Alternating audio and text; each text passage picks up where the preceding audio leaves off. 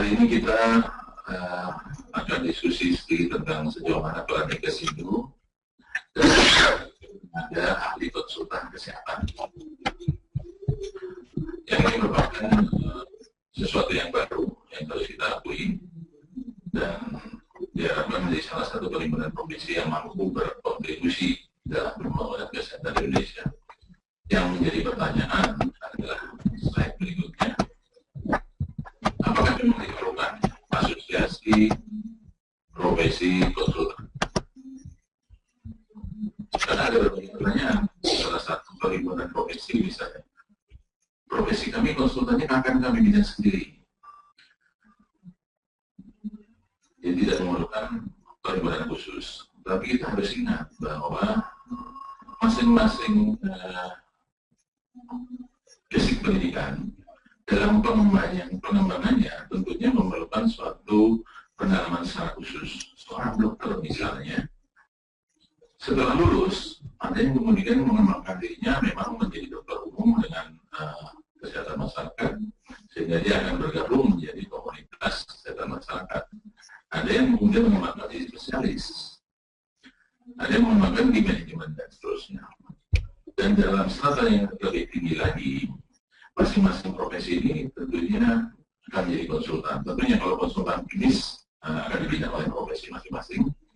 Tetapi konsultan kesehatan, baik manajemen kesehatan maupun konsultan teknis, ini merupakan suatu komunitas yang dalam aspek konsultannya memang memerlukan pengembangan secara bersama-sama, terintegrasi. Itulah sebabnya kita anggap perlu perhimpunan profesi ini. Lanjut.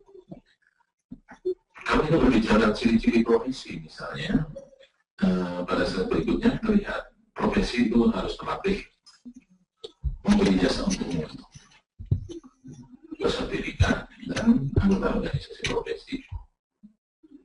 Saat ini konsultan di bidang kesehatan yang di Indonesia luar biasa banyaknya, konsultan rumah sakit, konsultan kesehatan lingkungan, gizi, dan seterusnya, manajemen kebijakan. Ada yang sudah kepakarannya luar biasa, bahkan diakui di dunia internasional, tapi juga ada yang baru muncul, ada juga yang karbitan, ada juga yang ngaku-ngaku konsultan. Yang semuanya itu tidak ada satupun yang tersertifikasi di Indonesia. Itulah maka keberadaan Megasindo berperan kita mengupayakan kita harus punya legalitas. Slide berikutnya. Itulah yang kemudian mendasari latar belakang terbentuknya Megasindo. Slide berikutnya. Slide lagi. Di mana kita sadari bahwa jumlah tenaga konsultan kita relatif terbatas yang diakui. Yang ada L4, lu lagi. Kemudian pasar sedemikian berkembang pesat, pertumbuhan rumah sakit luar biasa, pertumbuhan juga kebutuhan program-program di bidang kesehatan masyarakat juga luar biasa banyaknya. Justru yang cenderung banyak mengalir adalah konsultan-konsultan dari luar negeri. Yang maaf kita sendiri belum tahu seberapa jauh kualifikasinya. Itu sebabnya keberadaan Megasindo untuk melakukan sertifikasi ini menjadi sesuatu hal yang sangat penting. Apalagi dihadapkan dengan kompetisi global. Selanjutnya, baik pada cross border supply, cross border dan seterusnya. Cross border supply misalnya, pengalaman pribadi saya ini pun sudah berjalan. Jadi ada suatu perusahaan di Singapura, dia semacam perusahaan yang menyelenggarakan konsultan secara telekonsultan. Saya dikontak untuk konsultasi tentang jaminan kesehatan, tentang COP dan seterusnya. Yang luar biasa, bukan dunia.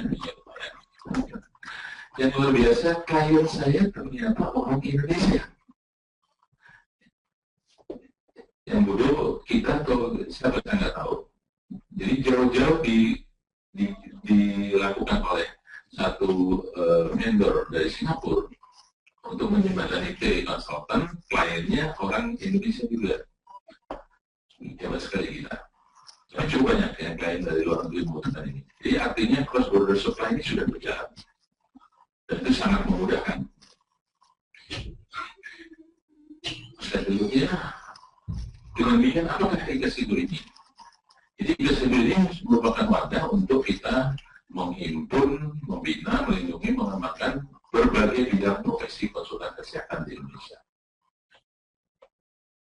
Sehingga fungsi pembinaannya sekaligus kendali kontrol supaya juga tidak ada konsultan abal-abal ke depan. Pengalaman pribadi juga saya pernah sebagai dirjen kedatangan salah satu dinas kesehatan membawa proposal yang sedemikian besar. Waktu saya lihat ke dalam janggal misalnya ini bukan dinkes, ini apa maksudnya? Ini nggak mungkin. Baru mohon maaf Pak Dirjen, itu yang membuat konsultan kesehatan saya dan ironisnya si Ibu Kadinkes belum pernah baca itu.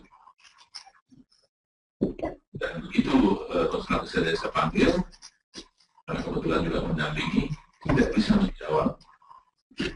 Sangat ironis. Lanjut. Sebetulnya, rintisan terbentuknya suatu perkumpulan profesi konsultan ini sudah kami rintis sejak 2008. Waktu itu kami bernaung di bawah Ikatan Nasional Tenaga Ahli Konsultan Indonesia atau IKAIDO dengan nama Badan Koordinasi Konsultan Manajemen Kesehatan atau BKKMK. Karena strukturnya di IKAIDO masing-masing bidang menjadi suatu badan koordinasi. Dan melakukan persiapan membuat berbagai standar kompetensi. Lanjut 2009-2010 ternyata tidak mudah. Tidak mudah sehingga kita fokus sementara kepada rumah sakit. Dan dalam perkembangannya karena ternyata Indo ini lebih banyak menangani masalah teknik. Akhirnya dengan baik-baik kami keluar berdiri sendiri menjadi Ikatan Konsultan Manajemen Rumah Sakit, fokusnya rumah sakit. Lanjut, kemudian ini dibina, berganti, tetapi pun terus terang belum berjalan dengan optimal. Dan menyadari bahwa, lanjut slide berikutnya, bahwa memang dibutuhkan juga konsultan lain. Maka barulah pada awal 2015 ini, kemudian kita memposisikan diri, mengajak semua stakeholder, juga teman-teman profesi kita aja, untuk mewadai satu dulu. Kita wadai dalam satu Ikasido ini. Bahwa nanti dalam perkembangannya akan masing-masing makin besar, tentunya bukan tidak mungkin. Tetapi sementara LSP-nya satu dulu, yaitu Lembaga Sertifikasi Profesi Konsultan Manajemen Kesehatan atau LSPKMK. Dengan tugas utamanya pembentukan profesi, pengembangan profesi berkelanjutan, sertifikasi juga sekaligus sementara ini mewadai perusahaan-perusahaan konsultan kesehatan untuk ke depan kita lakukan akreditisasi. Karena kondisinya real, ada beberapa perusahaan yang bergerak di bidang konsultan kesehatan, tetapi tidak jelas standarnya. Kami sudah membuat ADRT, di situ tercantum mulai bagaimana tugas-tugasnya, fungsinya pada pasal 10. Saya tidak akan sebut satu persatu. Ke dalam pasti membina, keluar juga melakukan advokasi, kemudian juga melakukan jejaring kemitraan. Saat ini banyak sekali lembaga donor dari luar negeri yang sebetulnya mereka sendiri bingung. Konsultan Indonesia itu yang mana yang bisa saya pegang? Yang akibatnya yang ada adalah itu juga. Mundur lagi slide-nya, belum sampai ke situ. Mundur lagi, masih pasal 10. Slide mundur lagi. Ya, lanjut slide berikutnya. Ya, ini tugas-tugas dari Ikasido sesuai ADRT menegakkan etika profesi, memfasilitasi dukungan pelaksanaan tugas, komunikasi, konsultasi, dan seterusnya. Yang ini nanti akan dalam sertifikasinya akan dimulai dengan memberikan pelatihan-pelatihan konsultan dasar. Jadi kompetensi dasar konsultan harus dimiliki oleh semua. Masing-masing bidang tentunya sudah memiliki kemampuan teknis sesuai bidangnya. Ada yang ahli rumah sakitan, ahli kesehatan lingkungan, ahli gizi, ahli kebijakan atau yang lainnya. Tapi dalam hal konsultan harus diakui ada suatu kompetensi yang harus kita tambahkan, tidak automatically, karena kita perlu menyadari bahwa pada waktu kita mengalami pendidikan formal belum dibekali dengan keilmuan yang secara khusus sebagai konsultan. Lanjut, ya, pertanyaannya adalah seberapa jauh kompetensi saya dan sejauh mana kita sudah tersertifikasi. Slide berikutnya. Ya, mohon maaf kalau ada yang tersinggung, kebetulan gambarnya memang gambar yang ada nggak punya rambutnya, biasanya pemikir masih nggak punya rambut. Ini harus kita ukur. Lanjut, sehingga kita pun harus punya persamaan. Apa itu kompeten? Ini saya ambil dari BNSP. Kompeten artinya kita mampu dan mempunyai kewenangan untuk melakukan pekerjaan berdasarkan kepada pengetahuan, keterampilan, dan sikap yang sesuai dengan unjuk kerja yang ditetapkan. Nah, unjuk kerja yang ditetapkan yang harus kita miliki. Sesuai tidak? Berbasis pada pendidikan tambahan, pengalaman di lapangan, secara jauh levelingnya itu tercapai. Lanjut. Dan untuk itu artinya harus ada suatu standar kompetensi, yaitu suatu standar yang menguraikan keterampilan, pengetahuan, dan sikapnya yang memang minimal harus dikuasai dan mampu diterapkan sesuai dengan persyaratan di tempat kerja kita. Dan di dalam kompetensi ini tentunya bisa diperoleh dari pendidikan formal sesuai profesi, mungkin manajemen rumah sakit, mungkin kesehatan masyarakat, mungkin juga berbagai pendidikan yang lain, hukum misalnya, yang di luar dari kesehatan. Juga pelatihan-pelatihan yang sesuai dengan yang sudah diverifikasi oleh SP, dan tentunya pengalaman, pengetahuan dan pengalaman yang juga akan diverifikasi. Ini semua akan kita perhitungkan pada waktu menentukan sertifikasi nanti. Di dalam penentuan ini pun kita akan melihat seberapa jauh antara lain parameternya, task skill-nya, keterampilan dalam melaksanakan pekerjaannya, kemudian seberapa jauh task manajemen skill-nya dalam mengelolanya, seberapa jauh kontingensi manajemen skill-nya dalam mengantisipasi berbagai kemungkinan, dan juga mengelola lingkungan kerjanya, job environment-nya, dan bagaimana kemampuan beradaptasi terhadap skill-nya dengan kondisi yang ada di lapangan, karena tidak semua sesuai dengan teori. Ini semua mutlak harus dikuasai dan tentunya mempunyai level-level tertentu sesuai dengan level konsultannya. Ini sudah kita tetapkan standar, kemudian kita lakukan pelatihan-pelatihan, kemudian proses sertifikasi.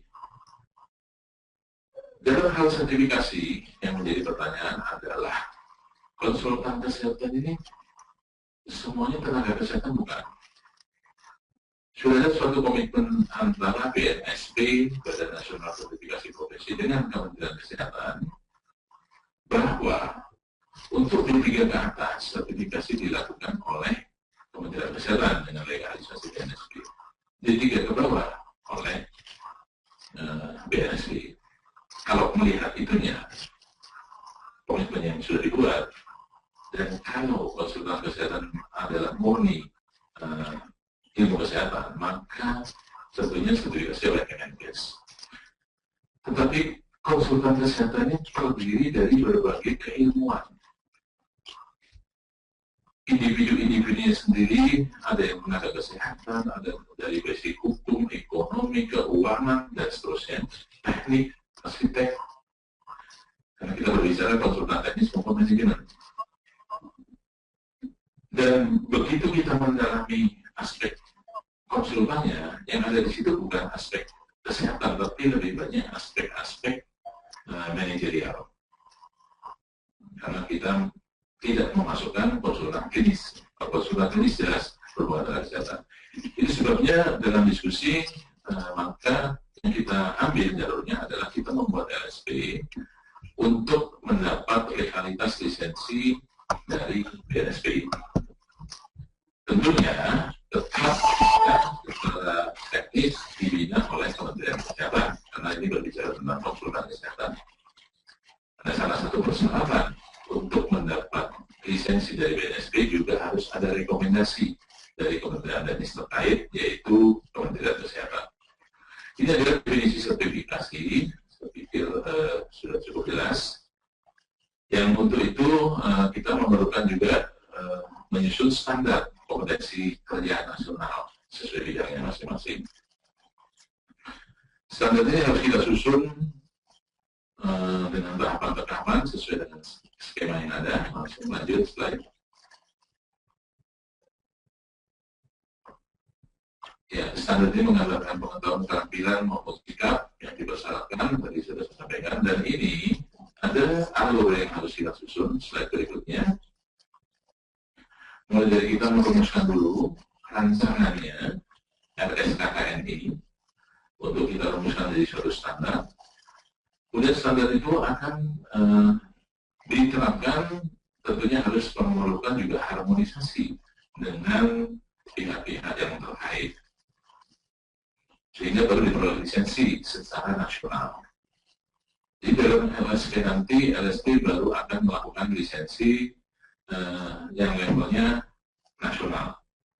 Tapi ke depan, tentunya kita juga harus bersaing dengan tenaga dari luar negeri, sehingga lisensi kita pun memerlukan MRA, Mutual Recognizing Arrangement, sehingga sertifikat tersebut akan diakui oleh negara-negara lain. Jadi artinya jangan kita hanya menjadi pasar untuk berbondong-bondong didatangi oleh konsultan dari luar negeri. Kita sendiri harus bisa menjual diri dalam arti positif ke negara lain, dan kenyataannya beberapa di antaranya kita sudah ada, tapi belum terlalu banyak. Klik lagi slide-nya, klik slide, lanjut, terus lagi, ya. Dan demikian, maka akan tersedia SDM profesional yang betul-betul kompeten dan kompetitif, karena kita sudah mampu berstandar internasional. Itu harapan kita ke depan. Tapi tahap pertama memang kita akan lakukan sertifikasi nasional. Ini sama seperti yang dilakukan dalam hal akreditasi rumah sakit oleh KARS. KARS pada awal-awal melakukan upaya perbaikan, melakukan standarisasi akreditasi nasional. Tapi 1-2 bulan yang lalu, mereka sudah tersertifikasi oleh ISPA, sehingga ke depan KARS bisa melakukan akreditasi internasional versi Indonesia yang diakui secara internasional. Kemudian dari standar kompetensi tersebut, tentunya kita harus melakukan pengembangan sertifikasi, di mana di situ melibatkan berbagai peran. Slide berikutnya. BNSP jelas, tadi seperti yang saya sampaikan, sebagai badan yang sesuai amanat undang-undang mempunyai amanat untuk memberikan lisensi, sehingga LSP sudah diakui ini akan melakukan uji kompetensi. Setelah lulus, lisensi tersebut tetap juga dilegalisir oleh BNSP, dan tentunya mereka diperlukan tempat uji kompetensinya, atau diperlukan LDP-nya, lembaga diklat profesi, dan seterusnya. Dalam waktu dekat kita pun sedang melakukan pelatihan untuk para asesor. Mungkin kalau ada yang berminat silakan. Asesor konsultan kesehatan. Tapi sementara alokasi baru 25 sesuai budgetnya. Tapi akan kita lakukan secara bergelombang. Demikian juga kita akan melakukan workshop untuk lebih mempertajam lagi, terutama menjabarkan masing-masing dari standar kompetensi sesuai bidangnya. Slide berikutnya. Dengan melihat kesiapan tersebut dan mempertimbangkan kondisi yang ada, tentunya kita akan melihatkan berbagai bidang yang lain, bidang terkait, lanjut, dan kemudian juga menuju bagaimana mempersiapkan menuju kepada MRE. Ya, MRE tadi sudah sampaikan, ini lebih pada kesepakatan pengakuan sebetulnya bahwa kompetensi kita yang sudah kita tetapkan diakui juga oleh pihak lain dalam hal ini negara lain. Dengan demikian bisa memfasilitasi agar berbagai kegiatan tersebut terstandarisasi dengan baik. Konsekuensinya tentunya nanti mereka konsultan luar negeri yang ada di Indonesia pun harus sesuai standar ini minimal. Dan harmonisasi ini akan sangat menguntungkan karena kemudian ada transparansi, ada ekivalen antara satu dengan lain, dan tentunya juga harmonisasi global. Dalam menentukan standar kompetensi, di sebenarnya ada berbagai model. Ada standar kompetensi perusahaan, yaitu yang ditetapkan oleh perusahaan. Slide berikutnya lanjut. Ada standar kompetensi khusus. Tapi yang dianut sesuai dengan BNSP adalah standar kompetensi MCS, the Union Model of Competency Standard. Ini dipilih karena nanti lebih fleksibel, lebih menunjukkan tadi yang mencakup berbagai tas tadi, kemampuan kompetensinya, juga lebih mudah diinjak sesuai dengan kebutuhan. Itu sebabnya BNSP memilih RNCS. Memang ada berbagai fleksibilitas, tetapi tanpa mengesampingkan keuntungan kebutuhan kompetensi. Ini diperkuat dengan kementerian trans, sehingga RNCS resmi dipakai di Indonesia. Sebenarnya apakah standar ini? Intinya adalah dirumuskan unit-unit kompetensi masing-masing. Jadi setelah kita mempunyai bodinya di dalam RSP konsultan manajemen kesehatan, misalnya ada satu bodinya, kemudian nanti akan di bawahnya ada unit-unit kompetensinya sesuai bidangnya. Untuk rumah sakit misalnya, apa unit kompetensi yang harus dikuasai? Untuk kebijakan kesehatan, apa yang harus dikuasai? Saat ini sedang dalam proses berikutnya untuk membentuk RSP ini. Memang kita 3 bulan harus diakui banyak sekali yang harus dilakukan di organ kesabaran.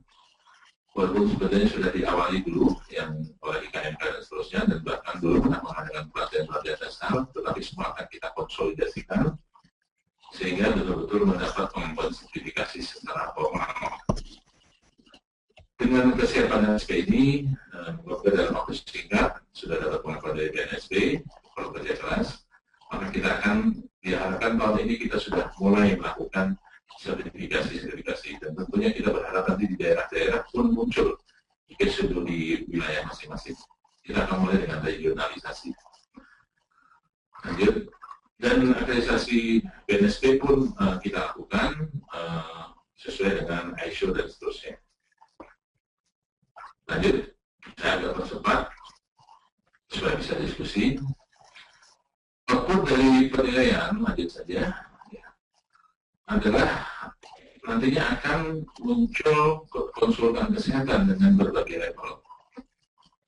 Kami menetapkan, lanjut, dari pertimbangan pilar dengan mengacu kepada KKNI, dengan kemudian dalam KKNI, kemudian dengan melihat bagaimana nantinya diklatnya, sertifikasi, lanjut, maka bersama BPSDM ini nanti prosesnya dari LDP, kebutuhan masyarakat, perusahaan, kemudian nanti ada tempat uji kompetensinya yang akan diverifikasi LSP, baru nanti oleh asesor akan dinilai kompetensi tersebut, setelah itu baru mendapat sertifikat. Lanjut, slide berikutnya. Ya, jadi juga sedikit ilustrasi saja bagaimana proses, memang cukup lumayan, cukup berat. Jadi artinya bahwa BNSP pun dalam menetapkan suatu lembaga untuk menjadi RSP pun bukan semena-mena dengan mudah, memerlukan berbagai kriteria dan harus ada kelengkapan dan proses. Artinya diharapkan bahwa ini betul-betul bisa dipertanggungjawabkan. Lanjut.